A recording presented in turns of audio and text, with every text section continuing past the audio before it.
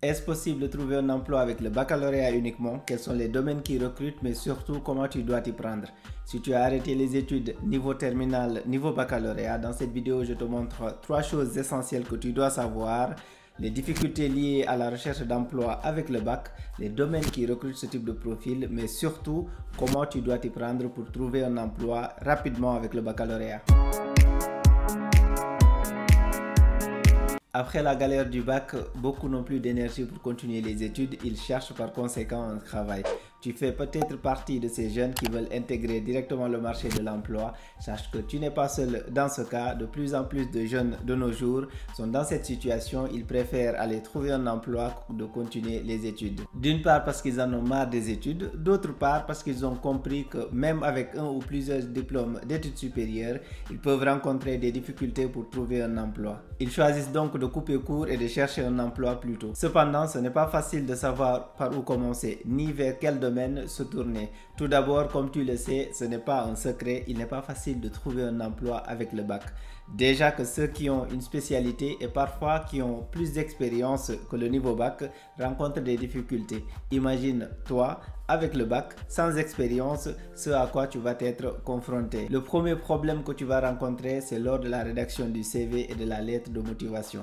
Qu'est-ce que tu vas bien raconter pour attirer l'attention des recruteurs? Parce que le but du CV, c'est quand même de donner un aperçu sur ce que tu as appris, ta formation, ce que tu sais faire, ce que tu vas apporter à l'entreprise pour laquelle tu postules. Et vu que tu as eu des études généralistes, sans spécialisation, tu risques de ne pas avoir de quoi mettre en évidence dans ton CV. En plus, si tu n'as aucune expérience, cela va forcément se voir au premier coup d'œil. Du côté du recruteur, il va avoir du mal à présélectionner ton CV, car il n'y a rien qui l'attire, qui lui donne envie de te rencontrer en entretien. C'est pareil pour la lettre de motivation où tu es censé montrer ce que tu vas apporter à ton recruteur. Soit tu es un excellent rédacteur et que tu arrives à convaincre le recruteur sans qu'il considère tes paroles comme du vent, vu que tu n'as pas d'expérience, soit là également, il ne va pas perdre du temps avec ta lettre de motivation, il va la mettre de côté. Si tu veux résoudre tes problèmes de CV sans expérience, sache que j'ai fait une vidéo dédiée sur le sujet, elle est toujours disponible sur cette chaîne. Je te mettrai le lien en description. Ton but, ce sera de convaincre le recruteur avec tes expériences de vie à la place de tes expériences professionnelles. Si tu appliques correctement la méthode partagée dans ma vidéo, le recruteur n'oubliera pas ton CV au moment de faire son choix, au moment de faire sa présélection. Et si tu veux faire des candidatures spontanées, montre dans ta lettre de motivation pourquoi tu choisis cette entreprise pour envoyer ta candidature. Lors de l'entretien, tu ne s'apprends pas non plus à la question pourquoi tu as arrêté les études, pourquoi tu n'as pas continué les études. Ne panique surtout pas, ce n'est pas une question piège. Il n'y a pas de bonne ou mauvaise réponse et le recruteur ne va pas te juger. La seule chose que tu as à faire, c'est de répondre de façon cohérente en donnant une explication claire par rapport à ta situation, par rapport à ce que tu veux faire. Sachant cela, tu dois te préparer à l'avance et anticiper cette question avant d'aller en entretien. Après la partie CV et lettres de motivation, il faut maintenant trouver des offres d'emploi où le niveau d'études demandé est le bac. Si tu as vu quelques offres d'emploi dans ta vie, tu sais que parfois les entreprises abusent. Elles demandent limite un doctorat pour un poste de chauffeur pour à la fin te payer un salaire de journalier. C'est vraiment abusé ce que tu trouves dans certaines offres d'emploi. Tout ça pour te dire que les offres d'emploi avec ce niveau de diplôme ne courent pas les rues et que si tu en trouves, quand tu vas postuler, sache que le grand frère qui est au quartier, qui a fait 10 ans à l'université mais qui n'a pas trouvé un emploi, lui aussi il va postuler. Dans l'offre d'emploi, il est dit qu'il faut au minimum le bac, il n'est pas dit qu'il faut au maximum avoir le bac. Donc attends-toi à ce que tous les chômeurs, tous les gens qui ont passé du temps à l'université sans trouver du travail après, postule à cette offre d'emploi. Cela va limiter tes chances d'être sélectionné. Pour un seul poste, il y aura des milliers de candidatures avec des niveaux d'études supérieurs au tien et avec plus d'expérience que toi également. En dehors des offres d'emploi, si tu souhaites faire des candidatures spontanées, il faut cibler les domaines qui recrutent ce niveau d'études.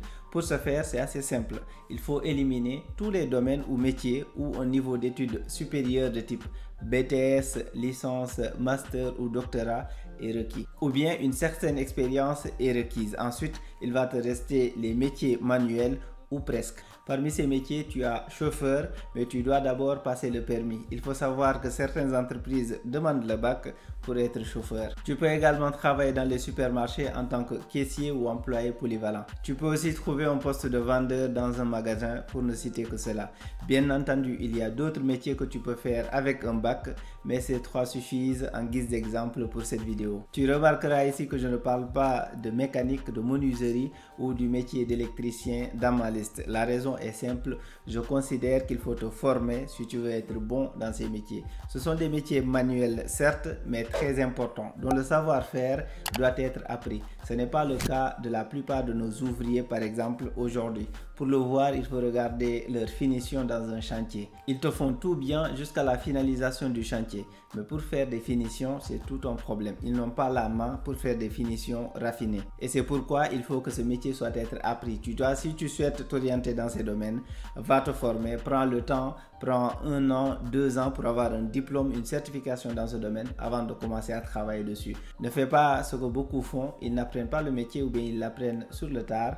Il manque des éléments et ils vont l'exercer. Il y aura toujours des manquements dans ton travail si tu t'organises comme ça. Prends le temps de te former avant de t'engager sur une voie. Je ne parle pas non plus des métiers qui nécessitent une formation rapide après le bac dans ma liste. Je te parle des métiers auxquels tu peux accéder directement avec ton bac. Concernant les métiers qui nécessitent une formation rapide avec le bac, bien sûr, tes options augmentent. Tu peux te former pour travailler dans la santé en tant qu'infirmier, aide-soignant. Tu peux te former pour travailler dans l'agro-industrie en tant qu'ouvrier agricole, etc. Le choix est large. Si tu trouves que c'est compliqué de trouver un emploi avec le bac uniquement, tu peux te rabattre vers cette option, vers ces différentes options pour aller faire quelques mois de formation avant de chercher un emploi. C'est d'ailleurs cette option que je recommande, que je préconise, car c'est beaucoup plus simple de trouver un emploi avec une spécialisation bien déterminée. Si tu n'as pas de spécialité, l'entreprise pour laquelle tu postules aura du mal à savoir où te mettre. Alors que si tu te formes ne serait-ce que 3 mois pour avoir une certification dans un domaine, après le bac, tu arriveras facilement à savoir où postuler et les recruteurs sauront apprécier ta formation, ton expertise, ton savoir-faire, ne serait-ce que théorique. L'alternative à tous ces problèmes de candidature, de CV, de lettres de motivation,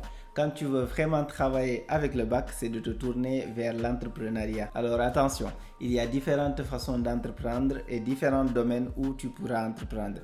Pour certains, tu auras besoin d'une expertise, pour d'autres, pas vraiment.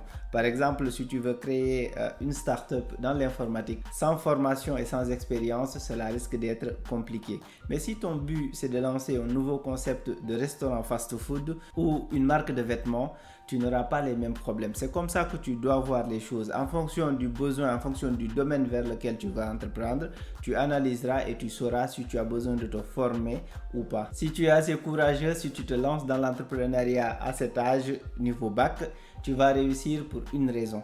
Tu vas commencer jeune, même si tu échoues au départ, tu as le temps de recommencer jusqu'à ce que ça marche et que tu aies assez d'expérience pour ne plus faire les mêmes erreurs. En récapitulatif, ce que tu dois retenir, c'est que c'est possible de trouver un emploi avec seulement le bac, mais c'est mieux d'ajouter une formation à ton bac, même si c'est une formation rapide de 3 mois, cela te permettra d'avoir une spécialisation.